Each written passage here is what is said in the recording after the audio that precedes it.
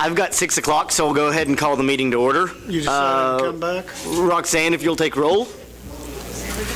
And if you'll stand for the Pledge of Allegiance and remain standing for the invocation with me. I pledge allegiance to the flag of the United States of America and to the republic for which it stands, one nation, God, indivisible, with liberty and justice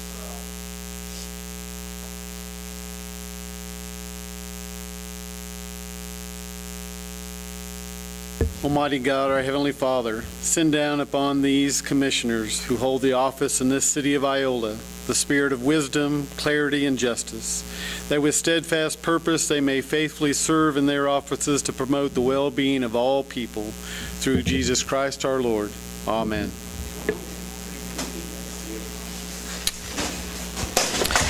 Tell you what, you want to get your friend caged up. It's gonna be bugging us.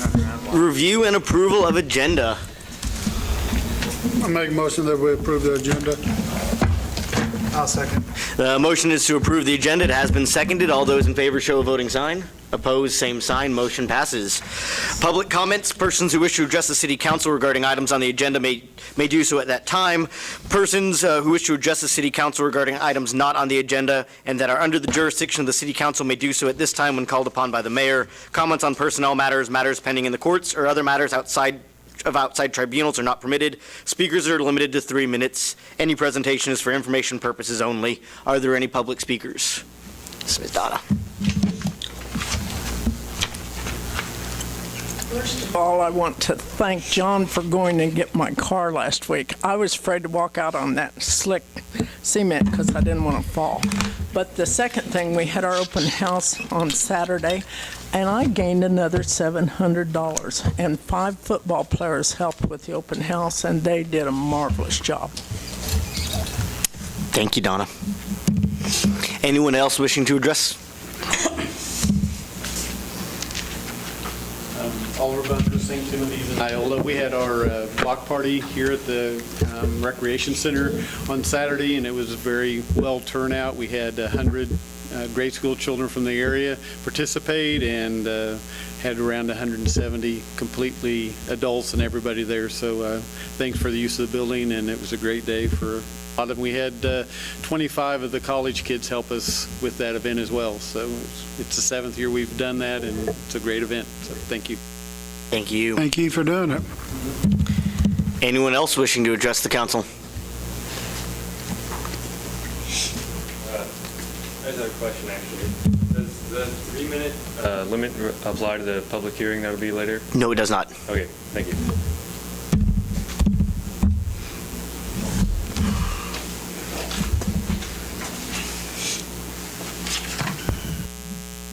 Seeing no other public comments, consent agenda.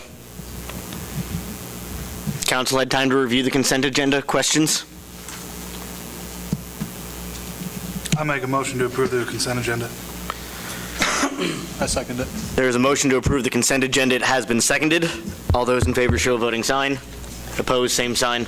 Motion passes. New business. Audit and approval. Mr. Mayor, members of council, Maida Tittle with Jared Gilmore and Phillips is here to go over the 2017 audit, and I'll turn it over to her. Thank you. So y'all have your booklet. There's some loose letters in the front. We'll save those for last. So if you go on over to page 1, this is our independent auditor's report. And as you'll notice, it's broke down into segments by paragraph. And first of all, we say that we've audited the financial statement. And then talking about management's responsibility. So you all make up management in addition to your employees, and you are responsible for the fair presentation and preparation of the financial statements. And then the auditor's responsibility is to give you an opinion on those financial statements. Tells you a little bit about what an audit is, and we do go on to say that we believe we've obtained audit evidence that is sufficient and appropriate to provide a basis for our audit opinion. Next couple paragraphs talk about adverse opinion on U.S. generally accepted accounting principles, which is otherwise known as GAAP, that you are not following GAAP with your financial statements. Each year, you pass what's called a GAAP waiver to follow Kansas Municipal Audit and Accounting Guide. And so then on page 2, the second paragraph, we give you an unmodified opinion on regulatory basis of accounting. So in our opinion, the financial statement referred to above presents fairly in all material respects the aggregate cash and unencumbered cash balance of the city as of December 31st, 2017, and the aggregate receipts and expenditures for the year then ended in accordance with the financial reporting provisions of the Kansas Municipal Audit and Accounting Guide. Other matters, supplementary information in the schedules that are in here, you'll find a lot of 2016 information, and all that is supplementary information. We do feel we audited that in the same manner as the financial statement itself, but it's not considered the financial statements. And then the bottom paragraph on that page talks about that 2016 information, and there's a website kind of in the middle of that paragraph where you could go and you could see your entire 2016 audit, in addition to other municipalities in Kansas for quite a few years are out there as public information. That's the Kansas Municipal Services. Okay, starting on page 4 and 5, this is your actual financial statement. It's called a summary statement of receipts, expenditures, and unencumbered cash for the year ended December 31st, 2017. So on the left-hand side, you'll see a list of all your different funds that you have. Then the next column, beginning unencumbered cash balance, where you started out the 2017 year. The receipts, what came in during the year, and that column also would include if there were transfers from one fund to another. So when it comes into a fund, it's included in receipts. The expenditure column, just the opposite, when a transfer goes out as an expense, it's included in that column. In addition, the expenditure column also includes the payables that were still due at the end of the year, so that you end up then with the next column being ending unencumbered cash balance. So that should be the amount of cash that you had available to spend at the end of the year. We add the payables back on to get back to the cash that's still in the bank. And so going down, you'll see a total then for all your funds. And when you go to page 5, then it shows where that cash was at.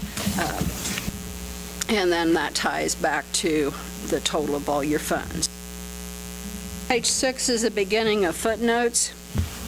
And I'll try just to point out the ones that have specific information for this year. Most of them wouldn't have changed. To page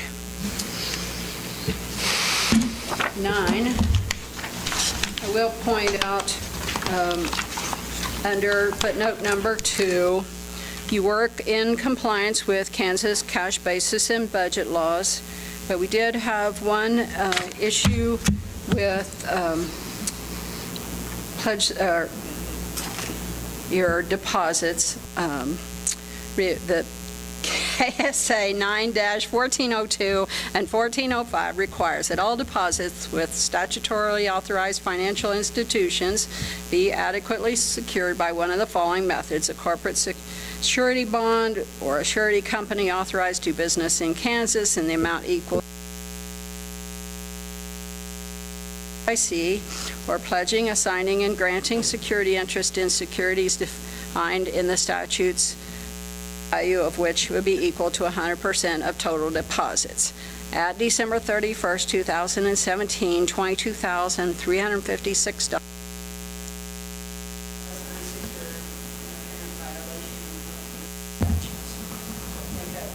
Probably just an oversight at the time. That isn't that much money, but we are required to report it when there are unsecured funds. So go over to page 10, the last paragraph of Footnote number 3 basically tells you the same thing, that $250,000 was covered by FDIC insurance, and you had pledged securities, but not quite enough, and then the $22,000 was unsecured. Footnote number 4, industrial revenue bonds, it's at a total of $3,104,980,219 on that. Operating leases on footnote number 5. You paid out $324 during the year, and there was $162 left for 2018. We only report whatever the contract's in place at the end of the year. So there may be more at this point. You may have renewed a lease or something like that. This was for a postage machine, so. Number 6 on page 11.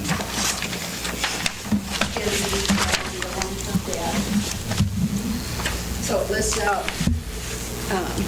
the bonds that you have and revolving loans. Didn't have any capital leases still ongoing at the end of the year, but so the top part gives you the information about the payments, what the balance was in interest, and then the bottom part of that splits it out in next 5 years, and then 5-year increments after that, both with principal and interest. So you can see what your payments are coming up.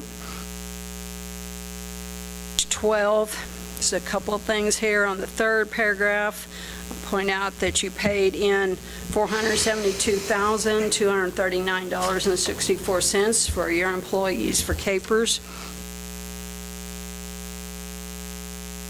Net pension liability, because capers has a net pension liability, basically they're in the hole at this point to go indefinitely. So they come up with an amount, they say what their liability is, and then they allocate that to all their members, and your share is $4,383,548 at the end of the year. That's going to change every year, and it's very much an estimate. It's based on a whole lot of calculation estimates that they use. So we're just required to put it into footnote.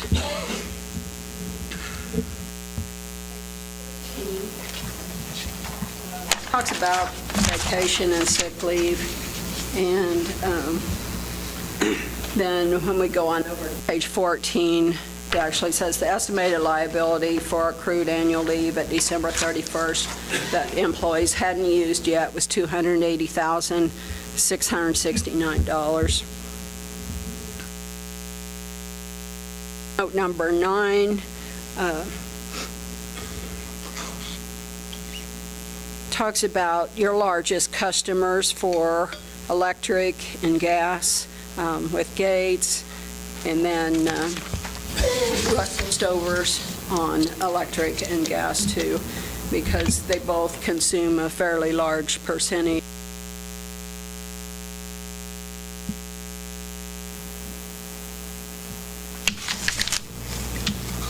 Footnote number 11, little project for the walk and Mike Bridge going on, and not too much had been spent at the end of 2000.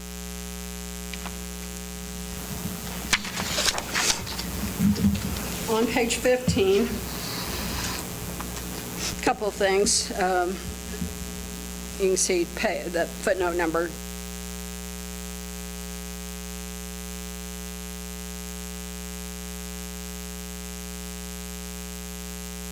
Audit between the time the year end and when we issued it.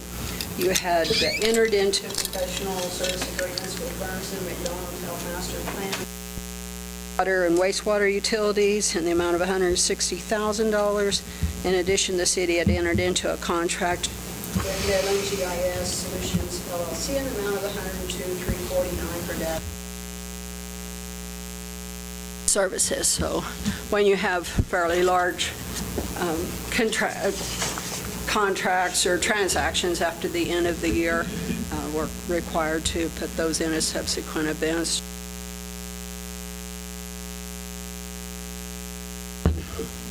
Summary of expenditures, actual and budget.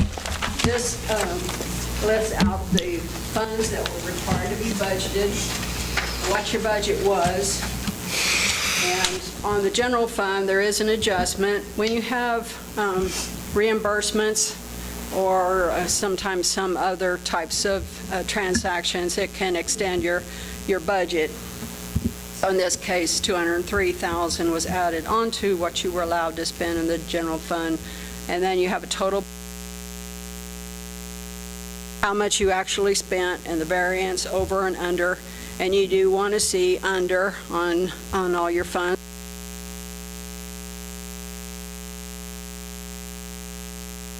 Then we start with each of the individual funds. I don't know that you want me to go through each of them, so I think I'll let you just look at those on your own. If you have any questions or anything at any point, feel free to get a hold of us. I don't know, I might just just go over the layout so you make sure you understand how it's laid out. So on the left-hand side, you've got receipts, expenditures, and then prior year actual, that's your 2016 numbers. The actual's the 17. Then the budget line by line, and again, the variance between what you actually spent or received and what you had budgeted. And then down, like if we look at the bottom of page 19, you'll see receipts over and under expenditures. So in this case, you had $597,000 more in receipts than expenditures in the general fund this year. And so when you started the year was $218,000, where you ended was $815,000. So that's how each of the funds are laid out. So, all right, then we'll go back to the revenues briefly. So you have one that's just a single sheet, and this would be communication about internal control. If we noticed internal control weaknesses, we would list those out here. We say that there could be material weaknesses in internal control. However, we didn't identify any. If we had, they would need to be reported, but we didn't identify any. So again, doesn't mean that there couldn't be some. That's not the purpose of our audit, isn't to look for internal controls. So, other batch of letters. The first two we call a presentation letter, and basically just from the auditors to you all. If we found certain types of information, this might be where we would share them with you. There's not too much different in this letter. This is mainly just boilerplate language. We do say that we've attached a copy of what we call a management representation letter on this. And this is a letter that we're required to have in our files when the audit's done. And so we like to give you a copy of this so you can see what we're having your mayor, your city clerk, your city administrator, and your city treasurer all sign for us. It's basically taking responsibility for the audit and having told us everything we need to know in order to do the audit. And then one last page on here, there's just one audit adjustment that we attach here so that you can see there were some additional payables that we identified and added to the financials for the end of the year. So, any questions, anything you want to go back over? I have a copy of that letter in my file folder, the two-page one you just got done with. I didn't either. No. There were, when we prepare them, we have one stack that has letters, and that's for the board or council. And then we have a few that don't have the letters, and that's if someone outside the city was to get it, because they don't need a copy of this. Can you give me a copy of it, Roxanne? I just don't give you this one right now. All right. I'd like to keep it. She can get me one. You can have it. All right, thank you. Does council have any questions? No. You need approval? Yeah, would somebody like to make a motion to approve the audit and authorize the necessary signatures? I'll make a motion to approve the 2017 audit and approve the necessary signatures. I'll second that. Motion is to approve the audit and the necessary signatures. Although it has been seconded, all those in favor show a voting sign. Opposed, same sign. Motion passes. Thank you. Item B, Rookies Sports Bar and Grill request. Sid, Carrie, Mike, if you'd, or Corey's going to handle that one. Corey, if you all would like to come up, you may. Carrie, Mike. In your packet, Mayor and Council, you have a request and a summary from Rookies to lift the noise ordinance on Saturday night, September 25th to 1 o'clock, September 30th. They're having a 3-year celebration for their business opening, and I did visit with Chief Warner, and he didn't really have any concerns about it. Haven't had any calls over there, so our recommendation as staff is to approve it, extend it out, and for their event. I'll let you guys add anything if you like. Hi, guys. We're not getting too crazy that night, just some acoustic music, and we might have a 3-piece band with like a Sweeps of Pavement or something, a bass, but there's not going to be any drums. And all alcohol is going to be contained within our fence. So, I don't know. Does anybody have any questions? Are there any people that live in any of the apartments around there? And if so, are you just going to let them know what's going on, or? There's nobody on our side of the square that has any apartments. There's no one living up above Denny's anymore, Sports Center? I don't believe so. I'm not aware, but I know like there's nobody over on Heinrichs, and there's nobody above us or our Flynn's. But if there are, we could put up a flyer or something on their door. I would make a motion that we approve this.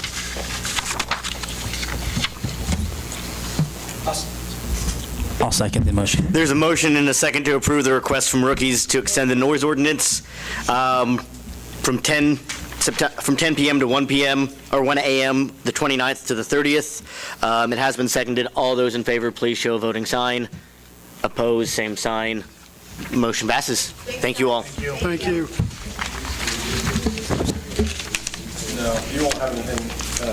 The chief will be aware of it, so any calls that come in, he'll try and take care of those. You bet. Item C, Humanity House, Neighborhood Revitalization Program. All right. Guys, Georgia's here, and I'll let her speak here in just a second. Let me go run through this right quick. Building permit for the renovations at Humanity House was taken out January 17th of 18. At that point, they were given the applications and all that with their building permit, just like standard practice. The permit, for whatever reason, didn't come back, or the application didn't come back. It didn't get filed with the county. Basically, we allow 60 days for that application to come in. That gives Greg, the time to be able to file that from the date of the permit application. Then after that 60 days, it does give the council or the occupant or the applicant at this time to apply or come ask the council for an exception to their permit for up to 120 days on top of that. So, or 180 plus the 60 is 240 roughly. So their deadline to actually get that application in, if you guys will waive it, is I believe it was, I missed that date. September 30. So I guess we've had a couple of these historically come in and ask after the time. They didn't ask to come before the council. There was 2 or 3 in the last maybe 4 or 5 years. Like I said, they just basically didn't ask, didn't come back in and come to the council for the variance.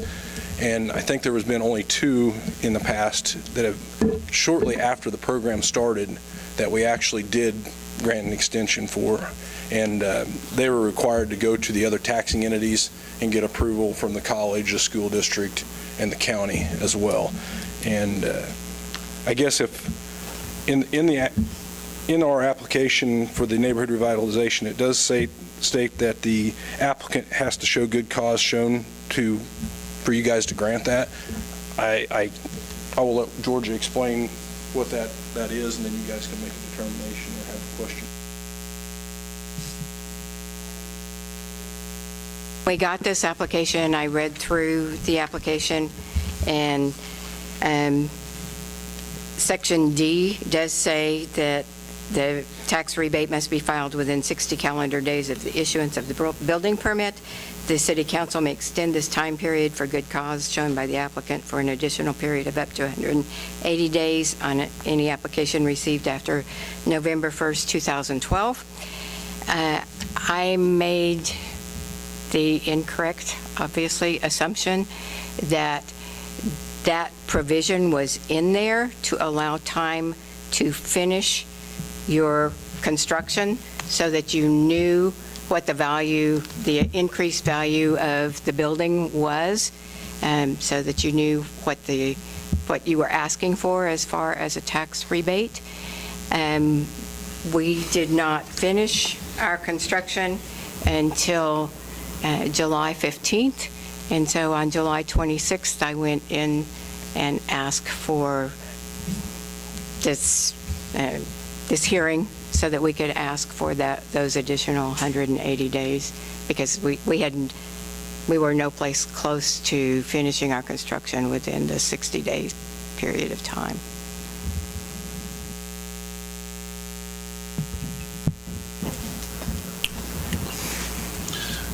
I think that this is something anybody can utilize, as long as they read through and read the rules on how everything's done. They're trying to better things on the town square. I don't have any issue not to provide a variance for it. Is that a motion? You just simply misinterpreted the wording of that one section, which is easy to do. I thought so. I think so now. I didn't realize I was misinterpreting it. I would second Ron's motion. Are you gonna? I'll make the motion that we approve the variance for the neighborhood revitalization program request for Humanity House. You gonna ask them to go to the other taxing agencies too? Yes. Okay. You ain't Is that got a second problem. that I got out of you? Yeah, that's a second. You ain't got no problem going to other agencies? Okay. If you want, I can put in a good word for you at the college. I might need that. We used to have a form in the old, before we changed that plan, I'll have to check with Greg, but I think there's a form you can fill out that basically says the council approved it, and then you'll take that to the other taxing unit.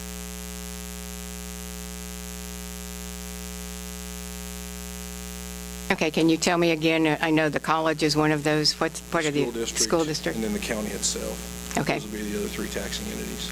There is a motion and a second to allow the good cause waiver variance for Humanity House. It has been seconded. All those in favor, please show a voting sign. Opposed, same sign.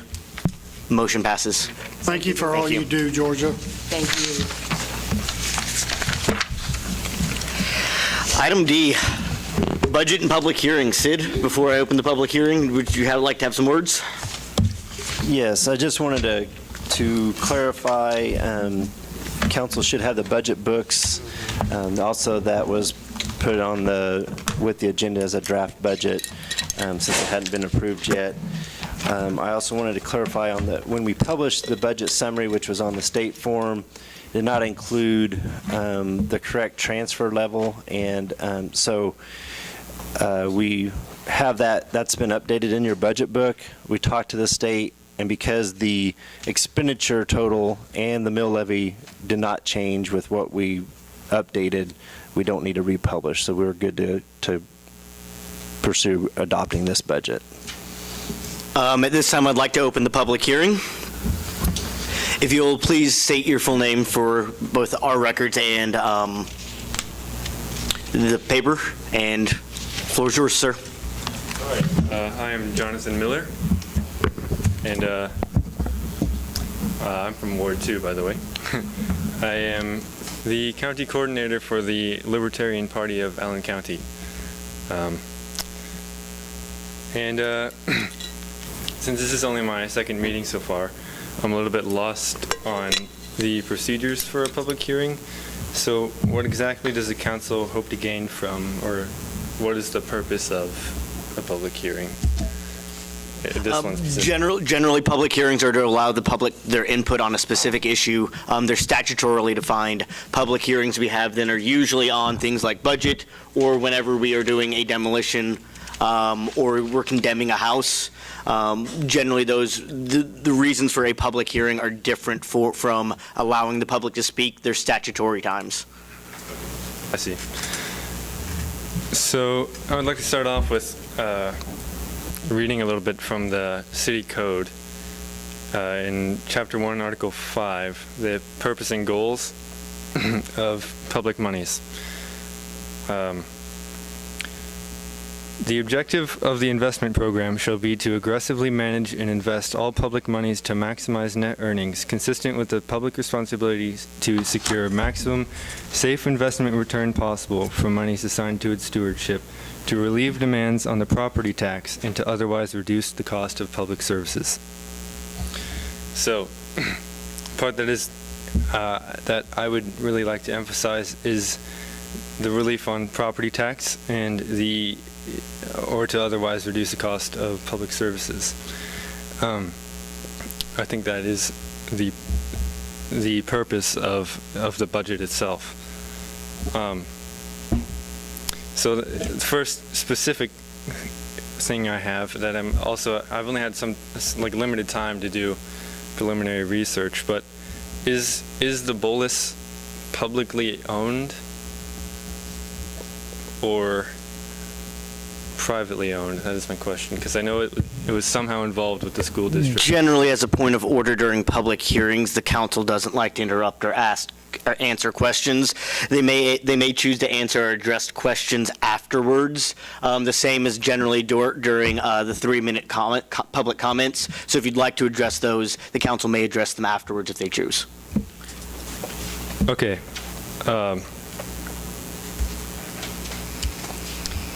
Well then, I apologize for not establishing that fact before.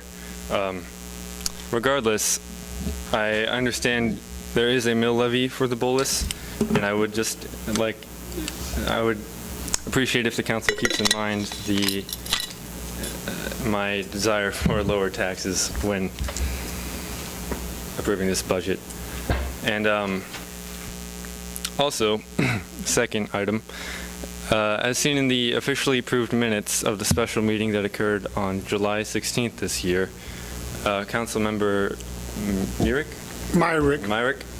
mentioned a private trash service, to which Administrator Flaming noted that having heavy trucks on our streets that the government does not control may be more damaging. As a libertarian, government control of anything is fundamentally and philosophically threatening to me. I believe that this is at least enough to warrant further looking into, and to see if there's factual evidence that more taxpayer money will be saved by paying for a government trash service than the cost of repairing roads due to a privatized service, which may or may not damage the roads.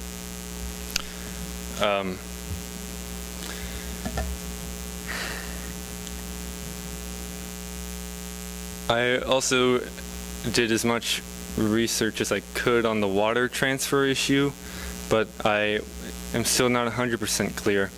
But what I think I'm correct in saying that the state is pushing us to only have a reserve of $350,000. And it seems that the state agrees with the purpose of public money being relieving taxes and reducing the cost of public services. So I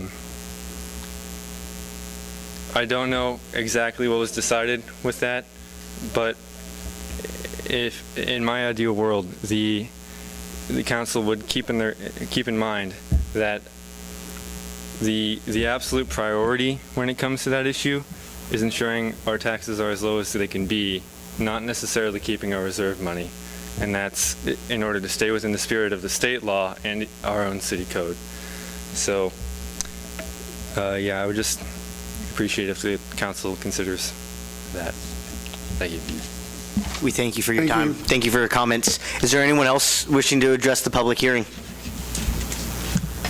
Seeing none, I will close the public hearing and turn it over to council. Council, what comments, questions, issues, and concerns? I did have a question on looking back from the 2018 to 2019. Looking at the financial overview. What page you on, Ron? Well, it doesn't have a page at the very beginning. Sorry, Gene.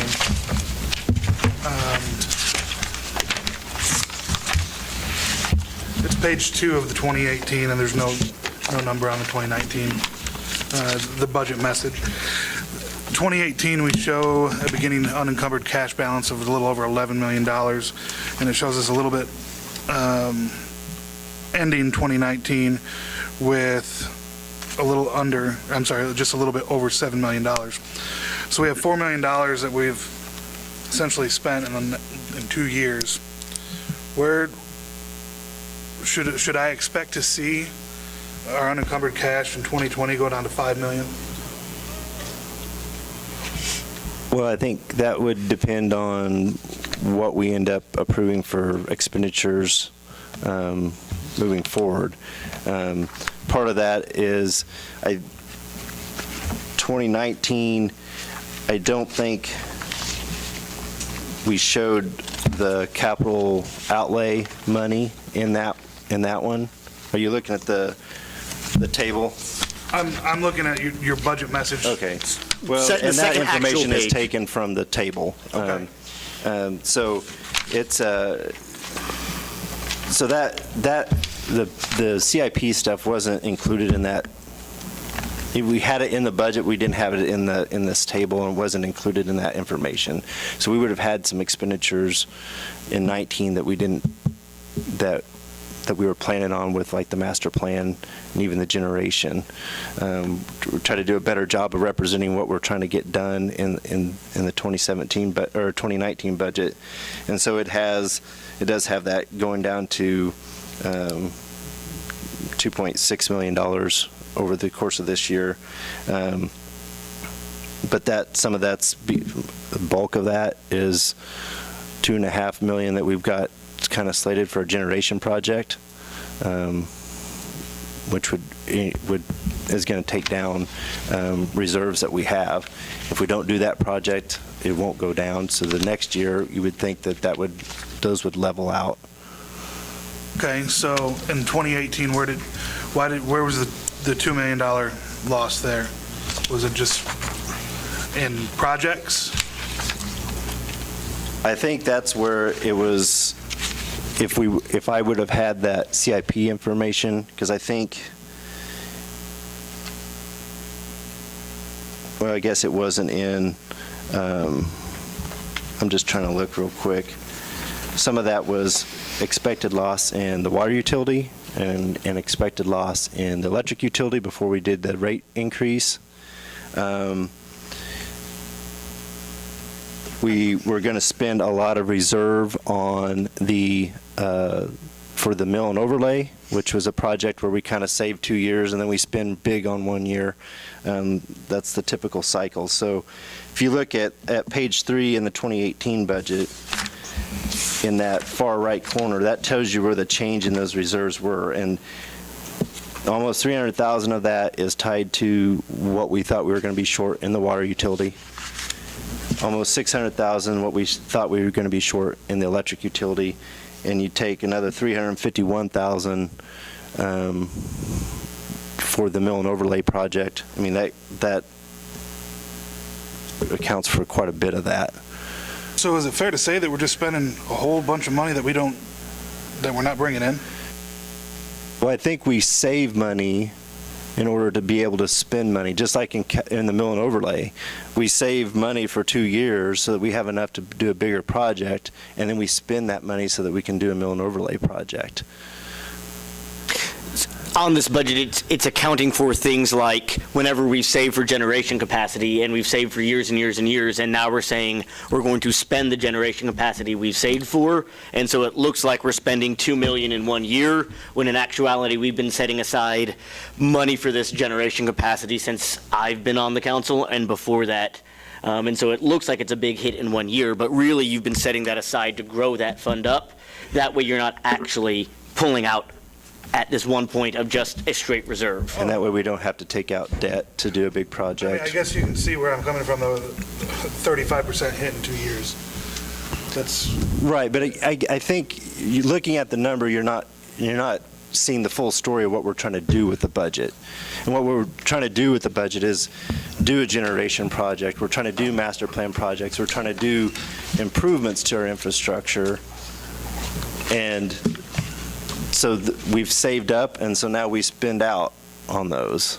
It's kind of like as well whenever we did the Wartzilla catalysts, or whenever we got hit with the catalytic converters for our diesel. It looked like a big hit those years because we had to spend $800,000 to $1 million on them, but we had saved knowing that the EPA was coming in and saying, hey, you need catalytic converters on all these diesel generators. And so it looks like we're spending a lot, but again, we're saving up knowing these things are coming. Likewise with the generation, we know we need more capacity, and we know we need more capacity, so we've been saving. And so again, this year we've just kind of slated to say, hey, we've had this budgeted, let's actually do that project because we can afford it. Mayor Wells? Yeah. May I? Where were we on 2015 and 16 in unencumbered cash balances? I understand where Councilman Ballard's coming from. He's just seeing a trend, but it's just a 2-year window trend. So maybe we could, do you have that? Because I know 2016 or the ending 2017 from the audit was 11 million, and then it drops to 9, then it drops to 7. So it is kind of that shock factor. and there is the 8.8 million, so we did make some for 2017, but I'm just want to make sure that we're not going down a trend that. Right, and what, ultimately, those are some actuals that you're looking at from 2017. Now, if we end up and we do get the generation project in 19, remember that's one we're kind of making sure that we find the right fit for that type of project. We get it in 19, then it's going to knock it down, but if you take that one out of it, it should be relative compared to, so that we're not spinning down our reserves, because just that's what we're trying to do in our electric, in our utility funds, is to build up the reserves so we have good cash management, that we have that 90 days of cash on hand. So if we ever have to bond something, those raters will look at, okay, do they have money on hand? And they'll look at that, and we can get a better bond rating because we're showing that we have good management. Thank you. What other questions does council have? Not really a question, but an observation on this summary. On page 6, it shows that last sentence, water rates will be needed to be reviewed to ensure its long-lived term health. I understand that. Next month, we're going to talk about that.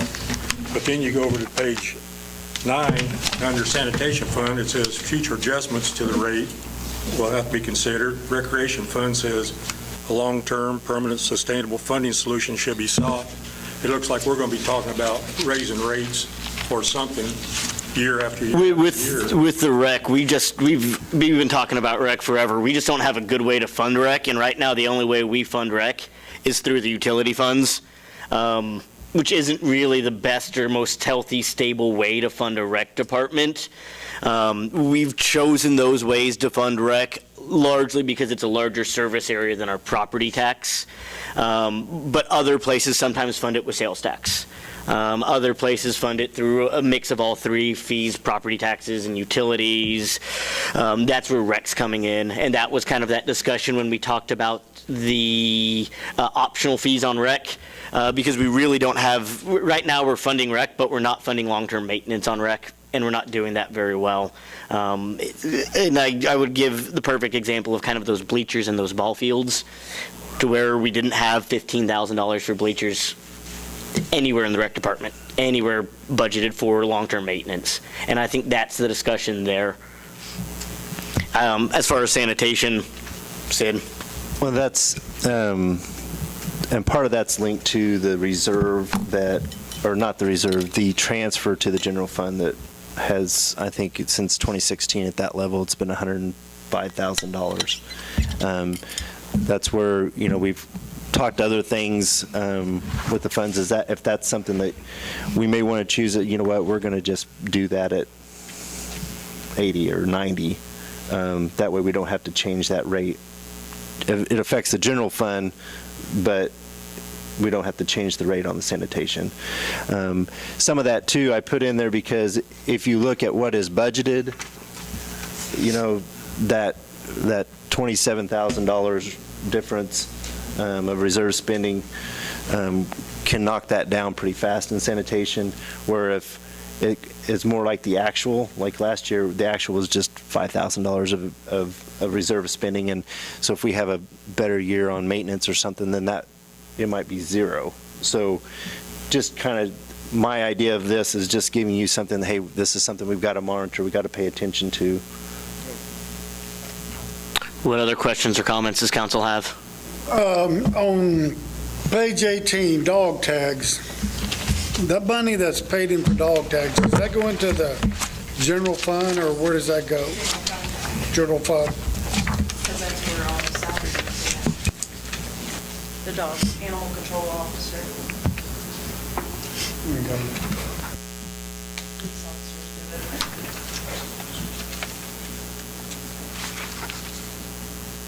That being said, tag your dogs.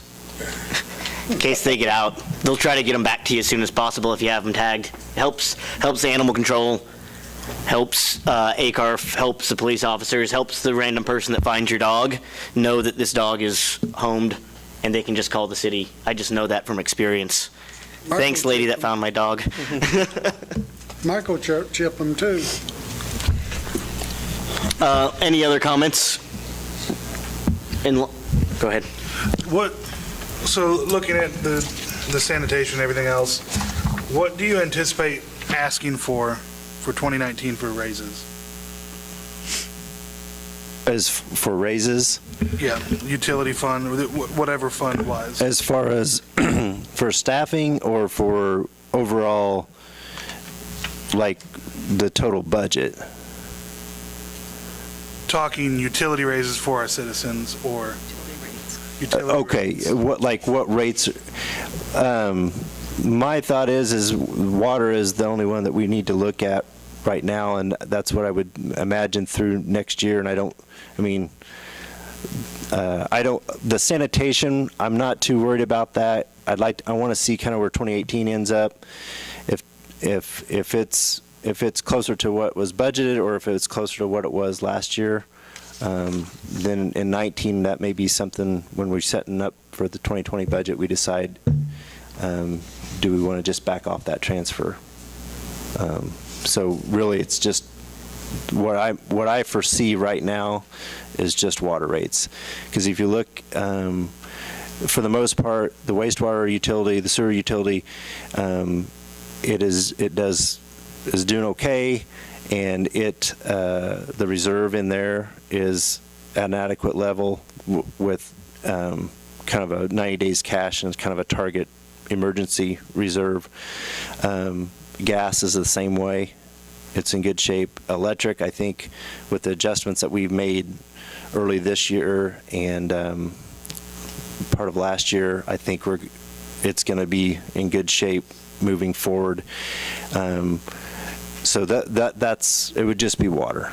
And now I say that we get a master plan back and we have major issues that we need to address in our wastewater utility, but that's going to be coming back to council and saying, okay, here's a list of 20 projects that we think we need, and here's how we think we can fund it. I mean, that would be something driven by that master plan, and that'll be up to council to decide. Are we looking at 200,000 shortfall for water? 290 still. Or 90 without the 200 transfer. Is that correct?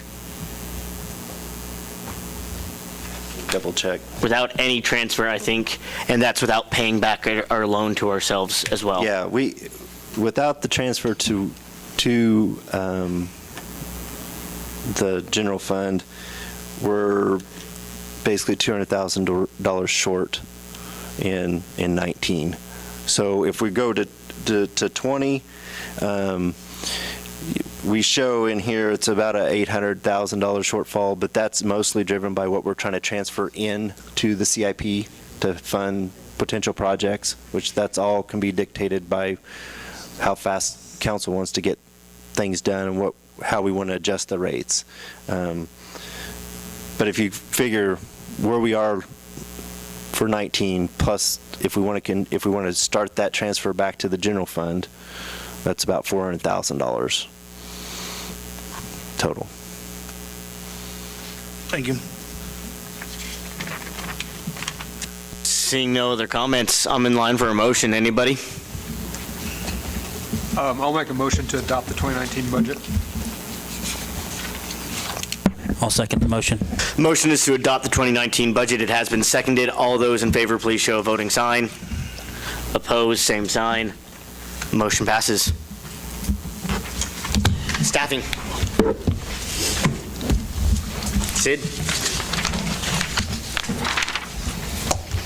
Yes, Mr. Mayor and members of council, as we work through the budget and discussions beforehand, we kind of talked staffing in several different times, and we decided during one of the workshops that we would set aside special time during a meeting to have that discussion. And so tonight's just an opportunity for council to have that discussion, give direction to staff if you want, depending on what you want us to look into and to study. So. I'd kind of like to start and maybe get council at least on the same page. Generally speaking, are we in agreement that this is going to be through attrition? I would agree on that. I would too. Wholeheartedly. That's what I would say too, and that would be the least of all evils, I guess. I mean, if somebody is retiring or they leave and we can possibly do without that position without hurting whatever department it is, then that's really what we need to look at. And if that means cross-training a few people that are already here, then you cross-train those few people. But if somebody's left, then you're not firing anybody, you're not laying anybody off, you're just not rehiring for that position. I wanted to start there because that takes off an entire wing of conversation, right? We've now got it into a directed conversation that we're talking, this is then a long-term, that we're not talking next year 15 employees, we're talking a long-term, slow process here. Well, the only question I got is, I know there's a number of department that has two people performing the same functions. Do we really, and I'm going to bring up recreation for one, do we really need two recreation directors and an administrator assistant? I mean, is there that many, especially in the fall and winter, is there that many activities going on where we need two of those people? I think we need to look at if there's some positions that there's two people performing the same job.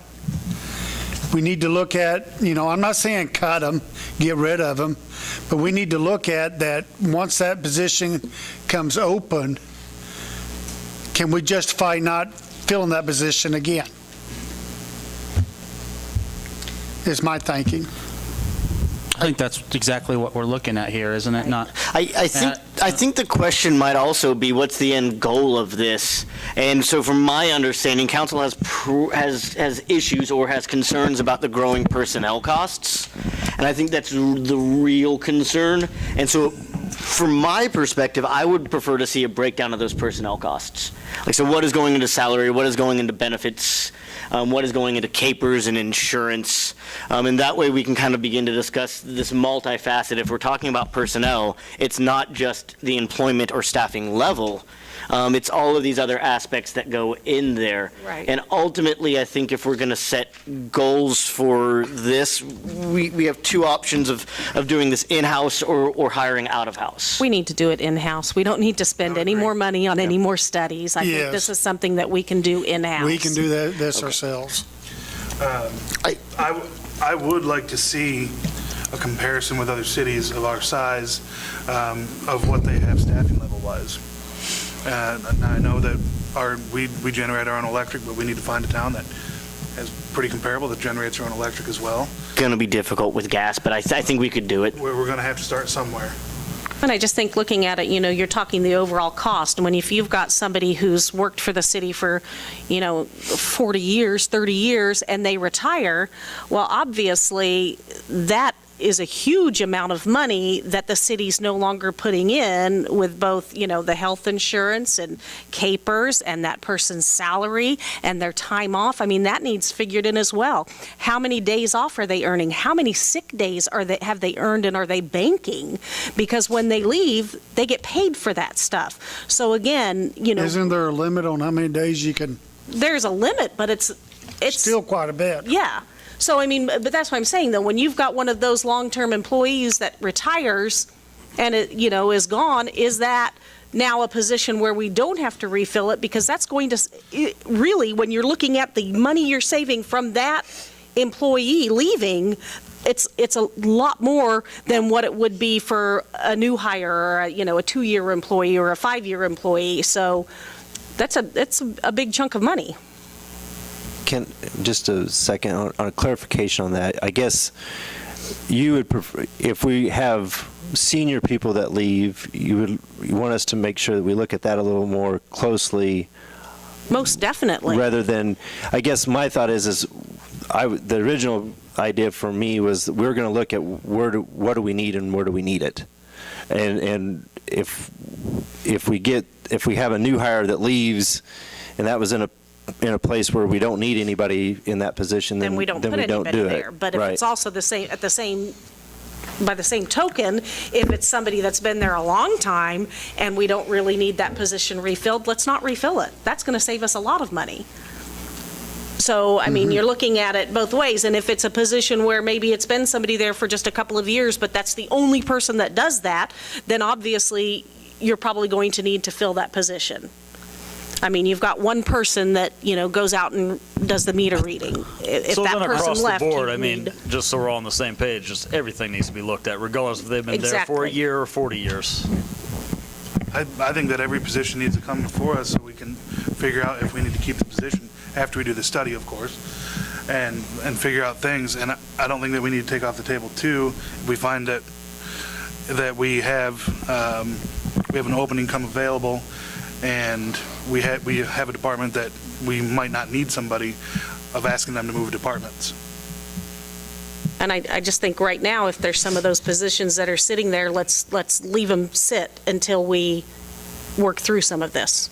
If it's non-essential and that department is getting along the way they need to get along, then let's leave it until we've studied this and figure out what we're going to do. Might I suggest a little bit here, how do you eat an elephant one bite at a time? That we don't try to do every department, that we may want to break this up between the general fund and our enterprise funds. That is, the general fund is where we transfer things, and it tends to be our biggest concern right now. And we look at those departments first, and then we come back with a second round.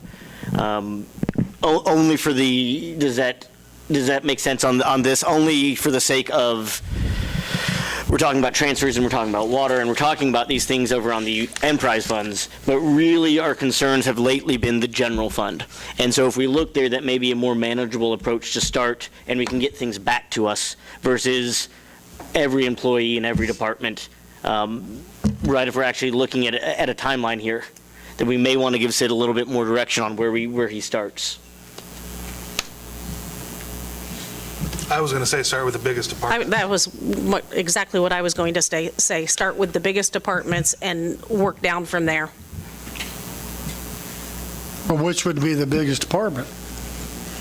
Fire. Probably followed by police. Which are the general funds. Is why I suggested we do. Then you're going to be probably street and alley. Electric. I've got it. Yeah. So, that's where it needs to start, is at the top and work down. I agree with that. It just seems like it would make the most sense if you're going to do away with a position somewhere, that you would start with where you have the most. Well, and again, I would suggest the council suggest a goal. Is it really the number of positions, or is it a level of funding? I think we're approaching this from the wrong direction, in my opinion. I think we need to focus on staffing the city with the right people in the right places for the right reasons, and not necessarily look at this as we have to cut things across the board. That might end up what we do. And we might end up find out that we're understaffed in places. I know that everybody wants to cut. I know everybody wants to save. But I think if we go into a study trying to find the result we're looking for, we're going to have failed before we even start. So I know it's a big project, but I think we need to go into it without as much bias as possible. Try to look at our organization, what's going to make it run as efficiently as possible, and go at it that way instead of where can we cut, where can we cut, where can we cut. Because if we take that approach, we might cut our feet right out from under us in places before, we have a chance to get on solid ground. Well, just like somebody said, if one department is overstaffed and one is understaffed, if you can move those people, if it's something where you can move people from one department to another to balance that out, you're not laying anybody off. They'd probably rather change departments than not have a job. Well, I think regardless of what we need to do, what the study says, I don't want to cut anybody. I don't want to see anybody lose their job, for God's sakes. But just say, once Mr. Himes retires, we're not going to fill his position. But again, I think Aaron's bringing up some valid points here, that we should probably go into this a little bit more open-minded of what's the level we need to staff, and are we there? Because if somebody retires and we automatically, the decision is made is because they've retired, that is now a position we don't need, might have us. I don't think that's Right. what I'm talking about. And I don't think so either. I mean, it's looking at it with that mindset of, okay, this person has retired now, let's look at this. How can this department function if we don't replace that person? Can it function, and can it function at the level where it needs to function? So that's the way we need to look at it. And I think that's what you're saying is not just to cut, but to look at the big picture and figure out the staffing and figure out what is going to be the most efficient way to staff that department. And I know that you all are kind of sold on doing this in-house, but there might be a level of credibility if we went out of house, if they come back and say, hey, this is the level, this is what you guys need to do. If Sid comes back and says, hey, this is the staffing level, and there's not a whole lot that's... I'm not going to believe him. That's my concern. Well, I mean, you might, but there's going to be maybe a little bit more if you hire a professional staffing level. If I somebody just don't comes want to in, spend any more money on I'm another with study. you, but, sorry for cutting you off. That's okay. I'm with you, but I think we should at least entertain the value, what the cost of a study is before we say, no, let's not do it. Because personnel's 70-some%. In the general fund, it's about 77% of all the costs. So if we have a long-term goal of managing that better, 77% of $7 million, I mean, we should probably look at the return on the investment of a study and at least see what that cost would be. You have any ideas of someone that could do this? There's different companies. We've actually, as when we kind of started talking about this, we did put out kind of a feeler to one company. We do have a quote back. It was about $20,000 from one company. There's others out there. We didn't issue an RFP. We don't have a formal scope of work that's been drafted. It's just that was kind of telling them what we were thinking and what we thought we needed to look at. So I would imagine that 15 to 20 range would be where you'd end up if you went outside. 15 to 20. Mm-hmm. And that's I know that one. I just looked at it again today. It was an 8 to 10 week or 8 to 12 week turnaround on that at that time. If they've got 5 of them stacked up, they might not be able to be that fast. How So long with the study, would it take them to do the study? 8 to 10 weeks is what was proposed by this one company in this one bid, and that was, that was a couple months ago. If they've got 3 or 4 of these studies stacked up on them, their time frame might not be that same, but Is that to do the study, or is that to do the study and give the results back to us?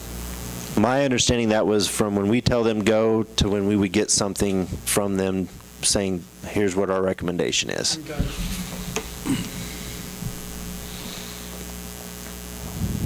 I wonder if there's any of the departments at WSU, I know they do a lot of work in that kind of area, or even, K-State, KU, any of those that have those people there that offer that kind of a service, whether it be graduate students or whoever, and at a lower cost, because 20 grand is too much money for that. I could check with WSU. I know that They have they do some of that. I'm not sure if they get into the full staffing levels, but they do some consulting type work for municipalities. Did you talk with them about what was included in their study, what they're actually doing? I think we have a kind of a draft proposal from them. Remember where that's at.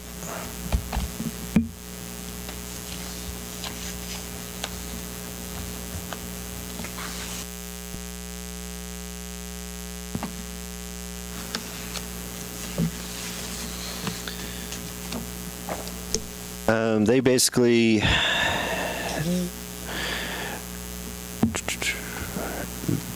would basically take a look at our current structure and staffing levels and service levels.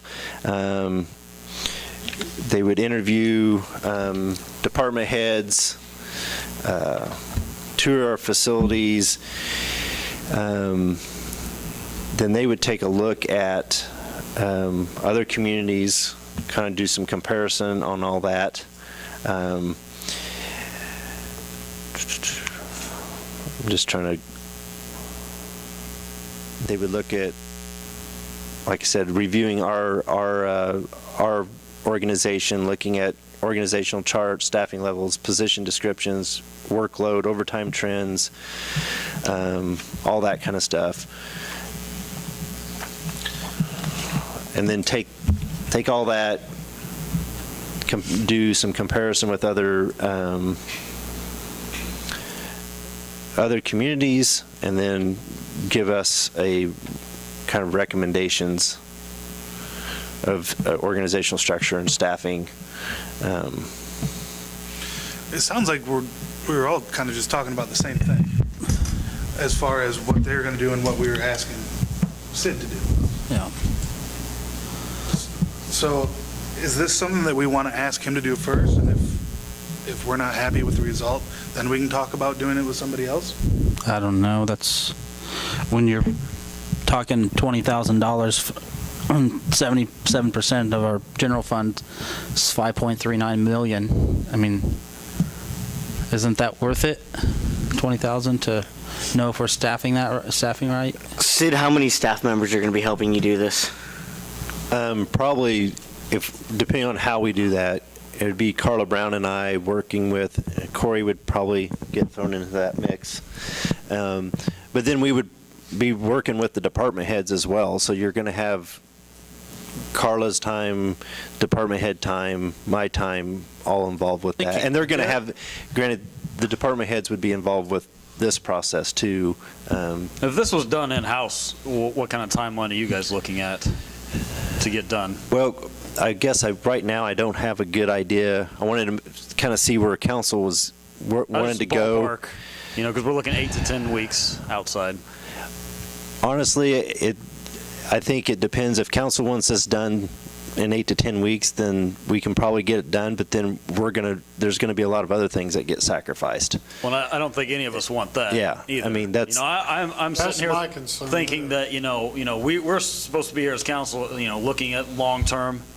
This is for years down the road. If we cut positions, it'll benefit us, or whether we don't cut positions.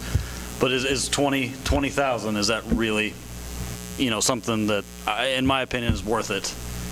I'd like to get some quotes from some other places also and see sure. if there's Yeah. other places Yeah, first, I so that agree with Nancy. I think we need to we get some have quotes. several different, Quotes are fine, but, I mean, and what are we looking at, and time lost with Sid, with Carla, I don't consider that time lost, though, because they're doing something that will benefit us. Yes, but they're not doing their intended job. This is something Well, that's this is more of a side, this is more of a side project. Well, I mean, I'm just saying that the 20,000 is something we should seriously consider. Would it be worth, I mean, I could check with WSU, maybe KU. I wonder about Tom Byler, if he knows anybody. He might be a good resource to check with as well. I'm more intrigued to find out what their methodologies are for determining how a city should be staffed than I am. Their cost is important to me too, but how they go about gathering their data and then interpreting their data, that's pretty important to me. I mean, because you could hire me for $20,000, I'd come back and give you a report if you want. But, I just, when we're getting this information, if we go out and gather this information, I want to know, not just what they're charging, but how they go about getting this information. Would you guys create the scope that we would put out the RFP on? I mean, similar to a bigger project, put that scope.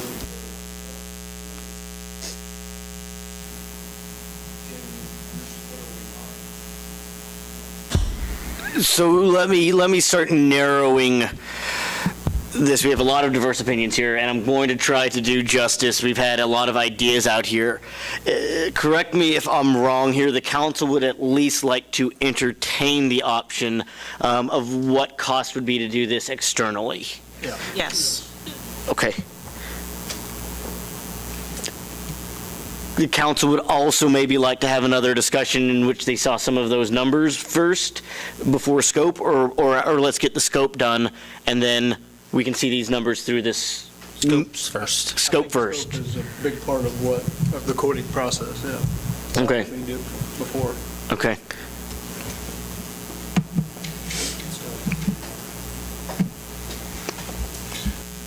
So I guess So you want to see the scope first, which I understand, but playing devil's advocate, how much are you willing to spend on this?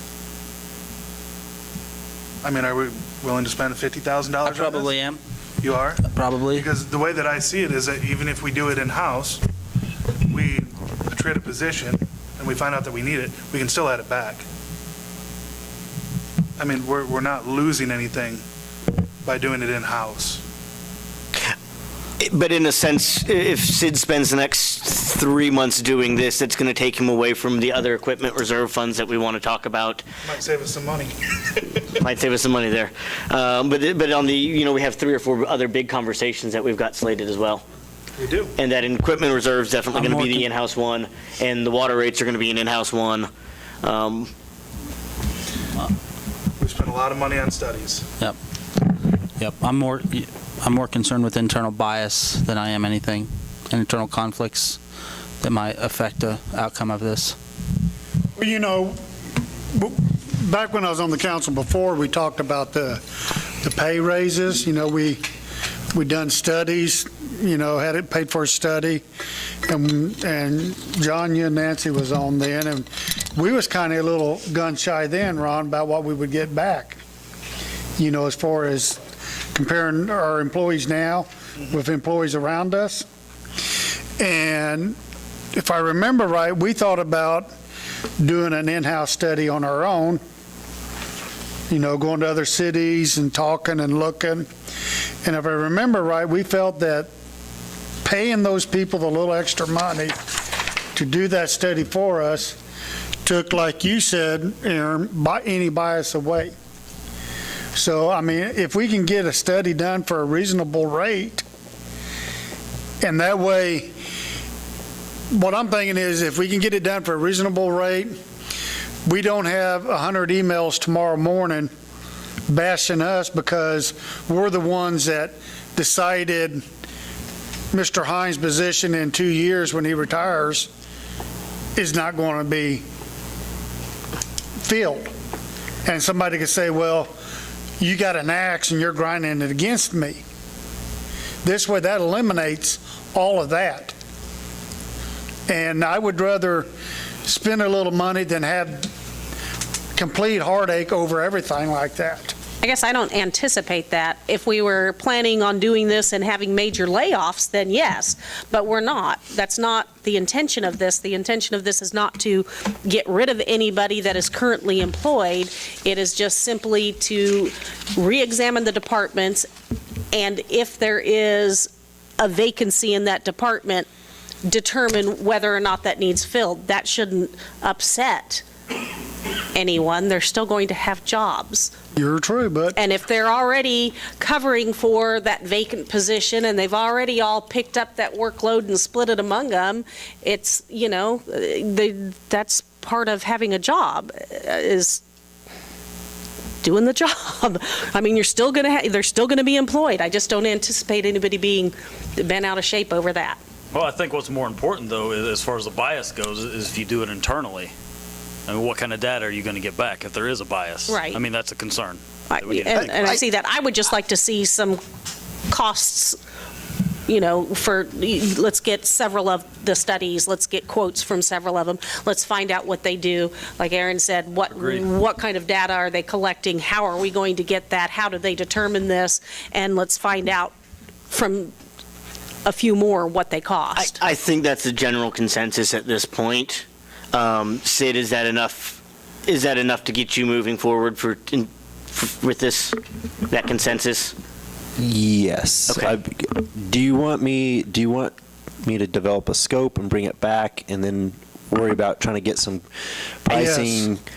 Yes. I think we can have a scope easily enough at next meeting that we can kind of have to review, that we can then send out if we so choose. And I'll try to get some general pricing, or see if WSU or KU can do that as well. Okay.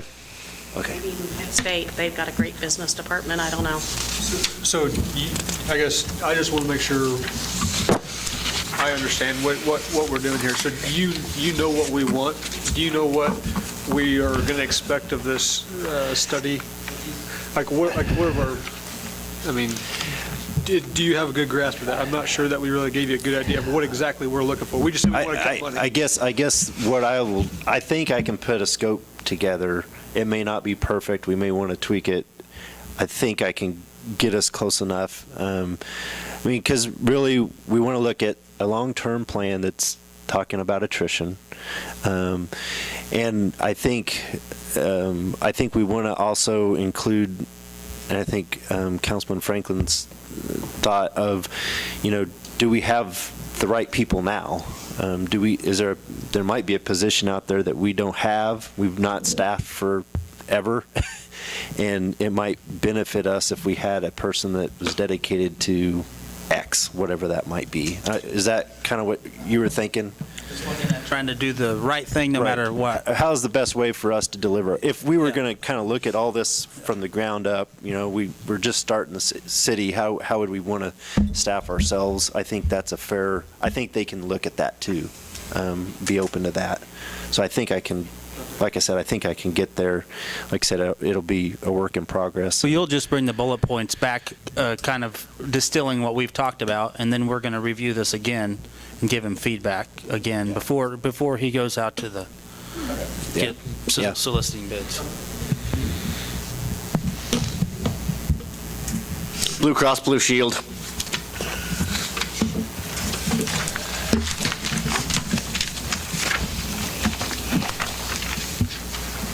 Sid? Or is this you, Sid? No, yeah, this is me. We received our renewal for our Blue Cross Blue Shield health insurance for employees. It was, we saw an 8.2% increase in our premium.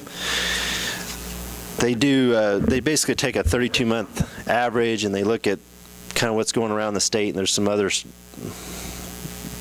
calculations that go into that to determine what our premium level is.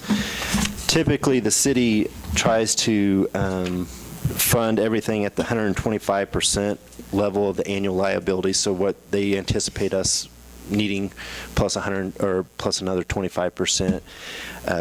And so you have the rates from last year, or what, current year, the 125% level, and then we also, but what we did in the budget, we only estimated a 5% increase. So there's a little bit of a difference there. If you look at the difference between those, what we budgeted and what the full 125% would be, that's about a $15,000 difference across all of our funds. Last year, or in 2016, we did not fund at the 125% level. We only funded at 112% level. And that basically kept the city's expenses down. So we do have that option. But basically, we're kind of looking at this stuff, we kind of are just going with recommendation, feel like that $15,000, if you have one employee that drops off or somebody that's not on, you're going to save that money pretty easily, I think, across all those funds. So kind of up for council decision. So currently, the city, for an individual, covers all of the premium, 100% of the premium? We cover 100% of the Except premium for the family? For a single, and then for the family, each participant has to pay $250 per month towards that premium. And that's roughly, I think in 2018, that the employee portion is roughly 27.6%. Has that always been the case where if you're an individual, you don't have to pay any of your premiums, but and what's the rationale behind that? That a person with a family contributes, but an individual doesn't? You know, I think, I mean, I would say that that's not uncommon. I will say that I don't know that I don't have statistics on that, but I've seen places where if you're just an employee, the organization pays 100% of your premium. I've also seen where it's, it doesn't matter. It's a 90-10 split on each of them, whether you're single or family. The college just pays a flat rate, which is $650, whatever you And plan. it used to cover the whole individual. It doesn't anymore. Ours went up. How much did ours go up? 12.5 this year, like 18 last year, and 22 the year before. This is not much of an increase in comparison. For the college, a single at the lowest tier. What's that? Doesn't mean they don't have a family. Right. Right. Have a family and just cover single. Right. So if I work for the city and I don't have a family, I pay $440 in insurance premiums. Or if I don't insure my family. Yeah, you could just say, let's say I don't want to insure my family, it's $440. Then you pay nothing. Mm-hmm. But honestly, that $250 a month for a family plan for people that have families, that's a dang good rate. At the college now, they're up over $1,000 a month for the family plan. I know, and that's what I'm curious about, because I know how much I pay as an individual and now with a family. But they've got a policy that they've had for a long time, and it's grandfathered in, and that's part of it too, was because they got this policy so many years ago that the self-insured, weren't you guys like one of the first ones to be the self-insured? Yeah, I think it. And so this policy they have is a policy that nobody can get anymore. So the city's we're committed to paying part of the premium for the family package. Yeah, so it's $950, and they're only making the employee pay $250. I understand that. Is that?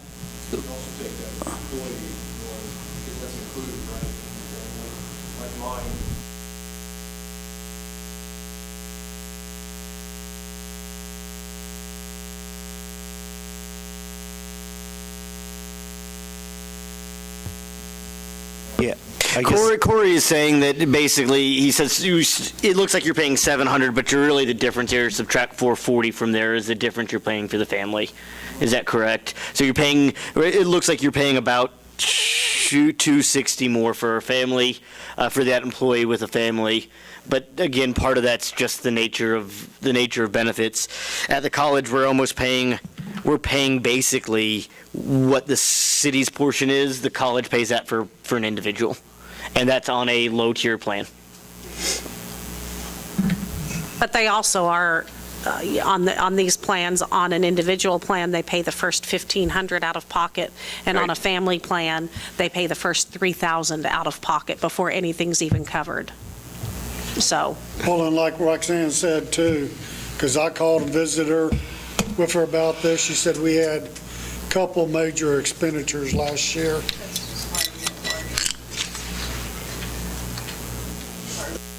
8% still in this market is actually really good on your health insurance increases, so. Well, we don't qualify on that.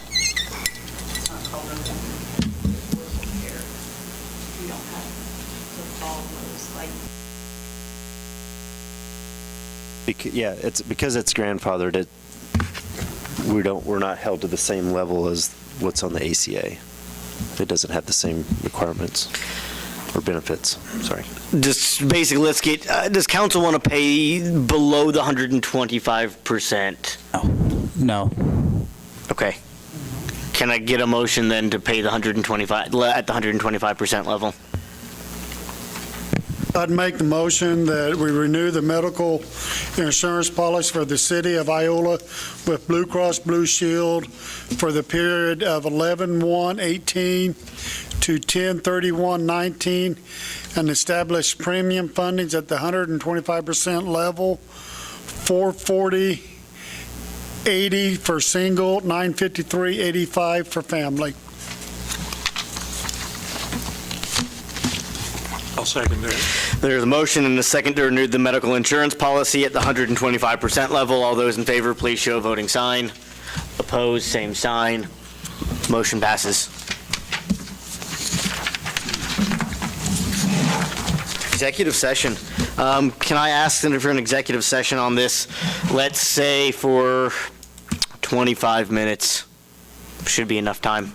And if you'll read that, we'll probably call Sid back in there after about 5-10 minutes. I'll make a motion, City Council recess into executive session for 25 minutes pursuant to personnel matters of non-elected personnel, KSA 75-4319B1. Purpose of the executive session is to discuss and That's the last line. individuals' employees' performance and shall include the mayor, council, human resource manager. The city administrator may join the discussion at any time upon request of mayor or council. The regular meeting shall reconvene in the city council chamber at 7:55. I'll second that motion. Motion and a second. All those in favor, please show a voting sign. Opposed, same sign. Motion passes. Your counselor and administrator reports. Nancy? I have nothing. Nothing. Aaron? Nothing tonight, Mayor. Thank you, sir. Chase? I have nothing. Mark? I will do mine in a few minutes. You're going to do yours in a few minutes? Yeah. Okay. Motion to adjourn, that's going to be your comment? yeah, that'd be my comment. Danny? I'm good, thank you. Nothing for me tonight. Nothing tonight. Mike? No. Sid? I have nothing else to add tonight. Eugene? I make the motion that we adjourn for the evening. I second it. Well, All those in favor, please show a voting sign. aren't you wonderful, Miss Opposed, Donna? same sign. I don't care, it passed.